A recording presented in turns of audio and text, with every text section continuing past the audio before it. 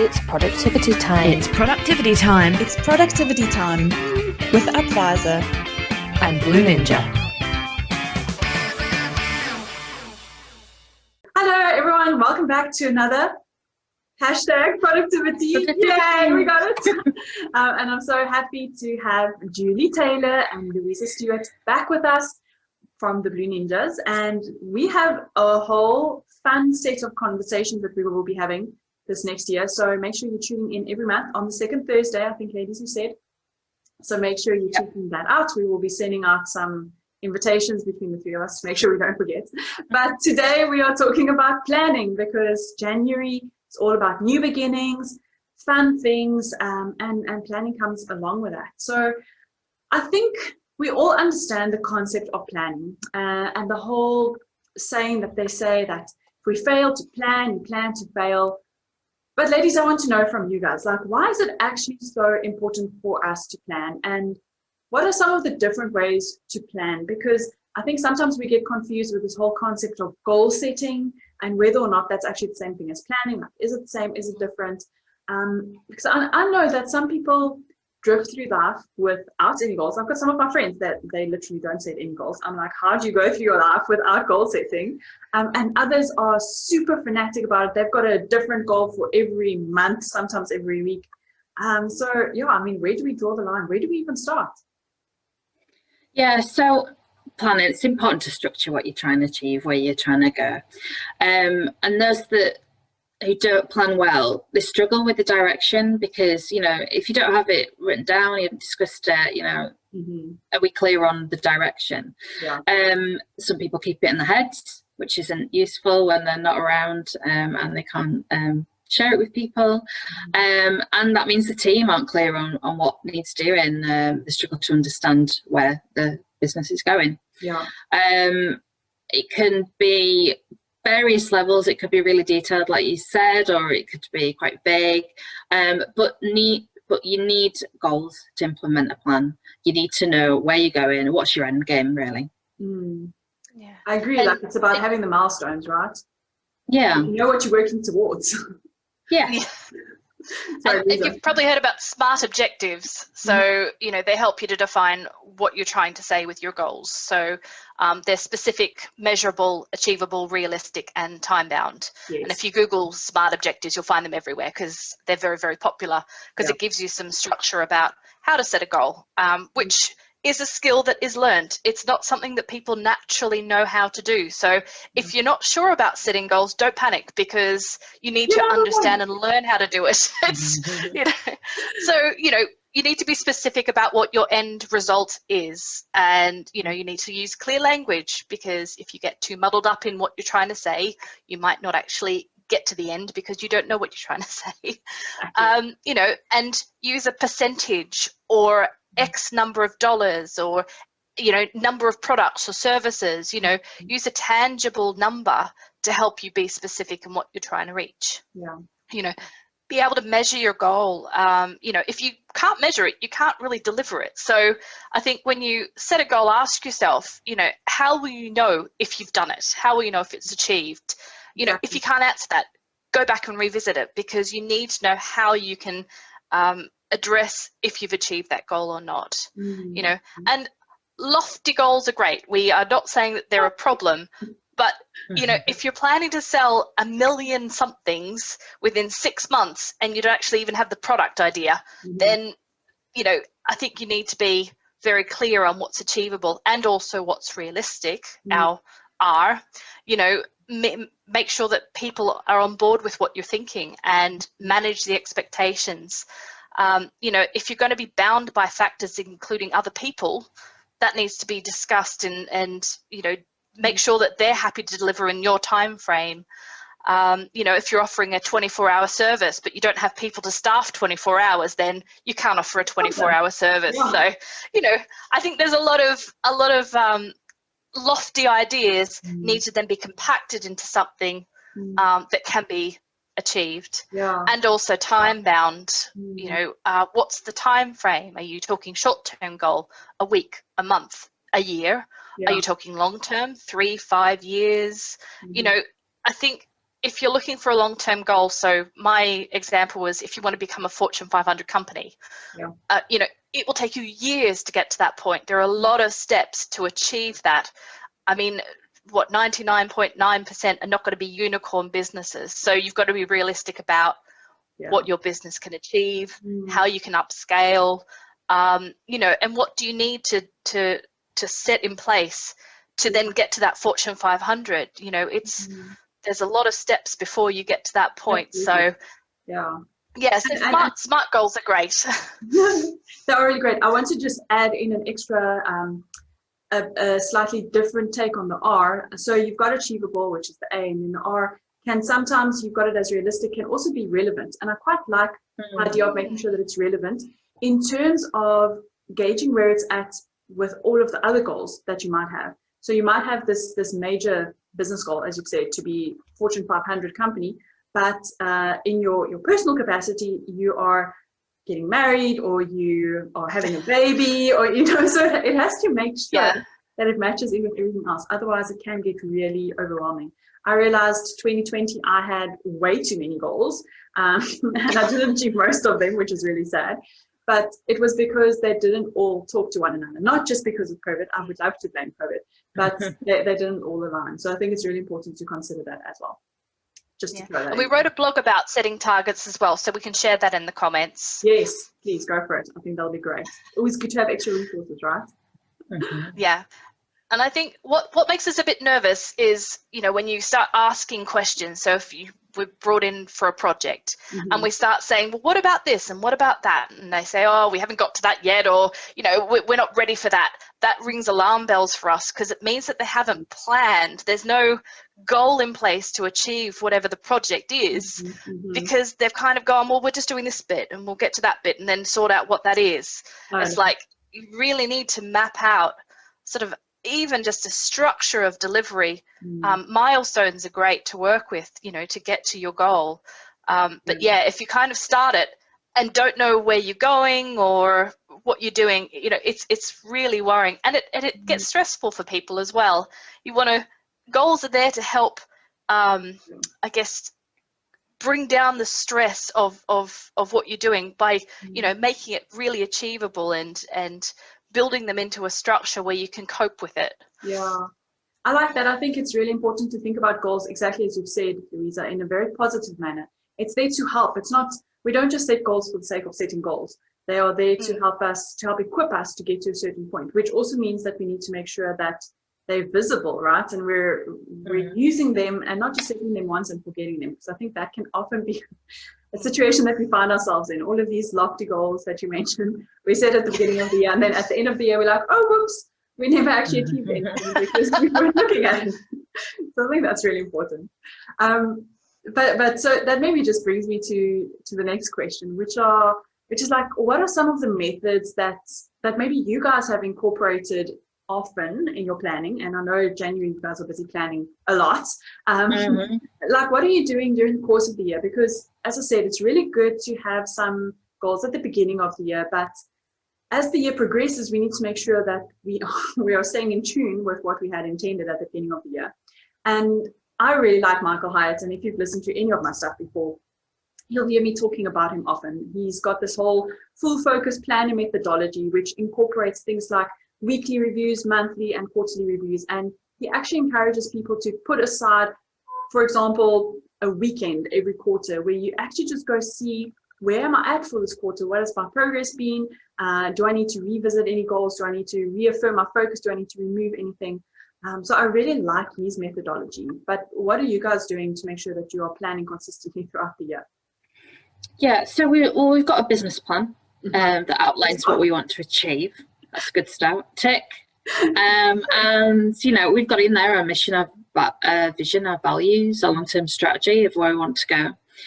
We review it every year. We're still working on our 2021 ones this month. It's a really good time to do it.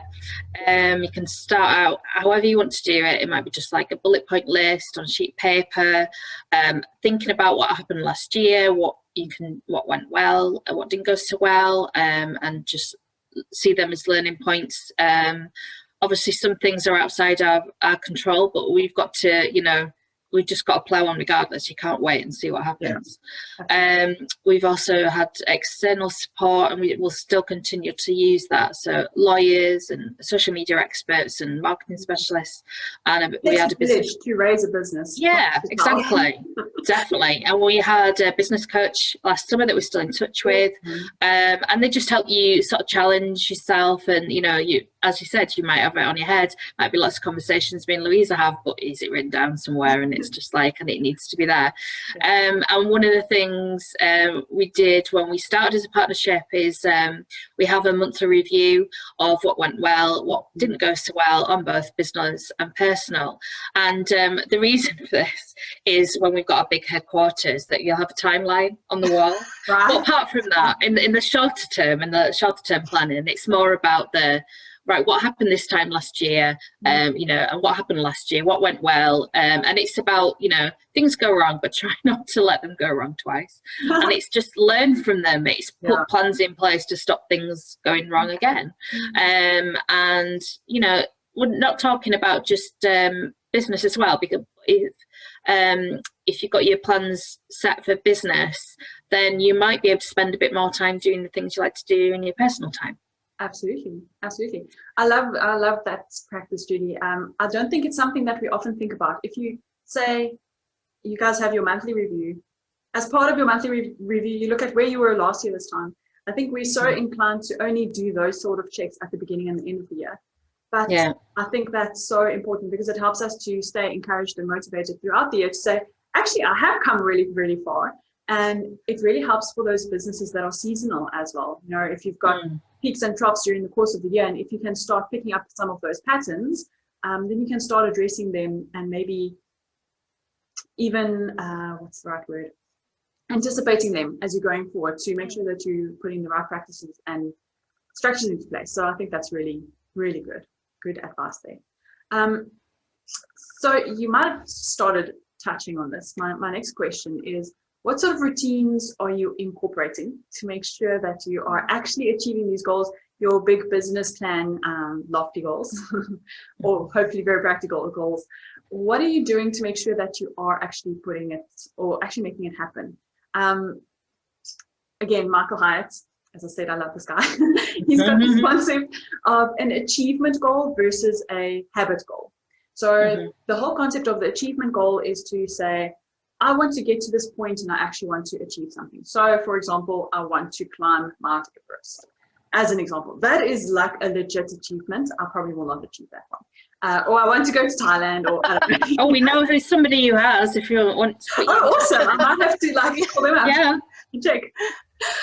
But it's a once-off event almost that you would have, as opposed to saying, for example, we all like losing weight, right? At the beginning of the year, we're all about getting fit and trim and so we'll say, okay, I want to lose 10 kilograms in 3 months' time. Okay, cool. And then I go on this hectic restrictive diet. Maybe I'll gym 5 times a week, maybe twice a day, like some people do.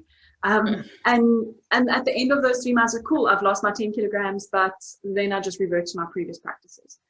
And in that instance, just having an achievement goal is not actually good enough, right? Because you need to start putting practices in place to get to a point where that change that you're trying to make is sustainable.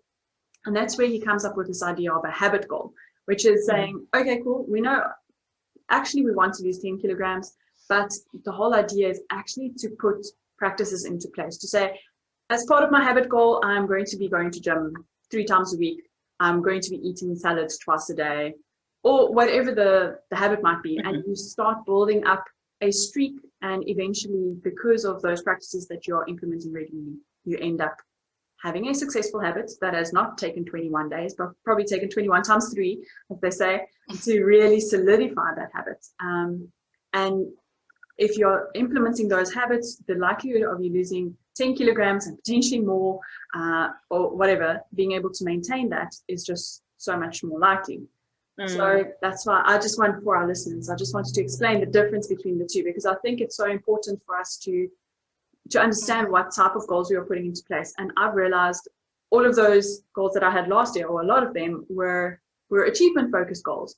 And so because I couldn't tick it off on my list, I felt like I didn't actually make progress towards it. But if I had addressed it more from a habit perspective and say, actually, I did reach out to my sister once a week, despite the fact that she moved and immigrated and whatever, I was able to build that relationship as opposed to just saying, I need to go visit her once in Ireland, which will be coming up hopefully soon, COVID dependent. But so we can be more motivated if we have some of those habit goals, and the chances of us actually succeeding at an achievement goal is so much greater. So long story short, let's summarize that question. What routines are you incorporating to make sure that you are achieving some of those goals you set up for yourself? Well, I think it's what you said there. It's about what's achievable. It's also not beating yourself up. The day that you didn't go out for some exercise because it was throwing it down is the whole. It's like, be kind to yourself. Some things go wrong in business and it's not through your own fault. Yeah. So it's about, it's not a written in stone plan. You do need to review it. You need to look at your targets, and if something wasn't achieved, why was that? And it's about, like you said, it's like being realistic.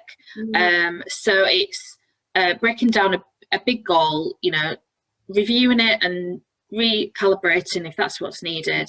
And we also use the KISS technique, which is keep it simple, stupid. Is like the Fortune 500 or whatever it's called, is the whole maybe in 10 years, let's see what's achievable now, and you might get there accidentally. It might not have been in your plan. So yeah, I agree. There was something that flashed in my head, and it's all these, get up at 5 a.m. to be a successful business person. Yes. And I read these and just go, no, I'm not going to do that. That's just ridiculous. I'm not going to achieve anything if I get up at that time of day, because that does not work for me. So, when you're looking at achievable versus habits, I understand that a habit could be to wake up at 5 a.m., but actually it will not suit me. So I think it's taking on board the ideas, philosophies behind that sort of stuff, but also going, I work really well between, 2 and 5 p.m. That's my peak time for deliverable. So, I need to make sure that I plan around the best possible outcome for myself, not getting up at 5 a.m. because that will just kill me. So I think you need to develop a goal and know that if you can't achieve it, it's not really failure either. It's assessment of what went wrong. And what do you do to revise it, to improve it, and as you say, when we look at things like dieting at the start of the year, you set a goal for achieving a weight loss, and you might not get there, but as Julie said, there are other factors as well that might, come into play. So I think it's be kind to yourself, look at your requirements. If you've got a business delivery, do you need more staff? Do you need better equipment? Do you need time? You often need time to think. And before you started the call, we were talking about, using the Christmas break. I had great 4 days of thinking because I wasn't at my desk. I wasn't getting calls, interruptions. And it was wonderful because it just opened up my mind to think laterally about ideas and thoughts and write them down and not stress over delivering something. It really was, just time to think. And I guess business people often don't give themselves that time either. Your day's plan from as soon as you sit down to when you finish, possibly when your family time comes into play. So I think you need to look at the factors that influence your ability to deliver. And I think it's lovely, that achievement goal is wonderful. I think that is our lofty, what would be glorious to do, and and use that as and I think vision boards come into play as well. Sort of looking at your achievement goals, your visions of what you want to deliver, and often you kind of get to one without really realizing that you're there. And it's a wonderful feeling when you go, oh wow, I've booked my trip. How amazing, I'm going, this is wonderful. And it kind of creeps up on you, but in the back of your mind it's there. But actually you're not too worried about it because, it's something you know that you're working towards. But I think we need to give ourselves a bit of a break. There's a great quote by, I'm going to excuse my pronunciation, Antoine de Saint-Exupery. Wow. A goal without a plan is just a wish. And I think if you think of it that way, we have a lot of wishes, we have a lot of dreams and thoughts. They are fantastic, and keep those in your back of your mind. But when you start to develop them, you must set goals in order to achieve those. And as we said, we have a friend that climbed Mount Everest. You know, it took him years of planning, you know, funding, training. You know, he was there for 3 months, I think, you know, getting acclimatized. There were so many steps, but he did it in chunks. He knew exactly what he needed to do at this point to get to that point, to, you know, get to the summit of Everest. And he didn't summit the first time, so he had to do it again, and he did. He did do it. And he learnt from what happened then as well. And he tells a wonderful story. And it's like, you know, I realized that there were aspects that I hadn't considered the first time round, but he got the opportunity to do it again. You know, sometimes don't get those opportunities, but if you do, you know, learn from what's happened. Yeah, absolutely. Sure. That is a very encouraging story, I think, to close us off on today. I think there's a lot that we can learn out of the very short version of that story. So for all our listeners and watchers, what is your Mount Everest, and what are the steps that you need to take to make sure that you're actually going to achieve it? And is it a short-term thing? Is it a long-term thing? But really, at the end of the day, I think one of the key takeaways for me for planning always is to say, okay, cool, I've got this goal and it's smart and it's awesome. But if I can't translate that goal into action steps so that I know exactly what are the immediate next steps I need to take to make sure that that goal is going to be achievable and actually will be achieved, then actually I'm still in that wish mode. So it really is about attaching the plan to that goal. I like that. Thanks, Louisa, for sharing that. Awesome. Any final closing comments from you ladies before we end the call? No, I don't think so. It's just, I think that maybe the one thing would be chat it through with somebody. You know, you might have a goal and you're like, I think these are the steps, but I'm not sure. It's just talk it through with somebody. People love to know what you're aiming for, and can help sometimes as well. It must surprising people sometimes. Absolutely. And don't be scared of planning. I think it's one of those things that you can make it feel overwhelming very quickly by building it up to be this huge thing. You know, start with a bullet point. You're like, just write a few things down, and it will grow as you get to practice with it and get to know how to improve your goal setting as well. So yeah, please don't be scared of planning, because it can really help you down the line if you can get a handle on how to best plan for yourself. Awesome. I like that. Well, thank you so much, ladies. I want to let you guys know that there is a little workbook, a goal setting package that we are releasing next week, which covers things like planning and goal setting and the SMART framework and ideal day and all sorts of interesting things. So check that out. And we have an awesome Finance Friday session coming up tomorrow, which I'm super keen for, which covers everything from the super short term, like how you can implement a habit in 1 minute per day, to like really long-term thinking. So not just 3 or 5 years or 10 years, but like 100 years down the line. Ridiculous. So make sure you check out that. I know, right? So super keen for that. Make sure you tune in. It's going to be epic. So ladies, thank you so much. Until our next, are we ready? Hashtag productivity session. This is UPvisor and the Blue Ninja signing out. Bye. Bye. This podcast has been brought to you today by UPvisor and Blue Ninja. UPvisor, your strategic financial partner of choice to improve your productivity and profitability. Visit upvisor.co.za to unlock your full potential. Blue Ninja, your online business management team for streamlining and improving your business functionality. Visit blueninja.eu, because everybody needs a ninja.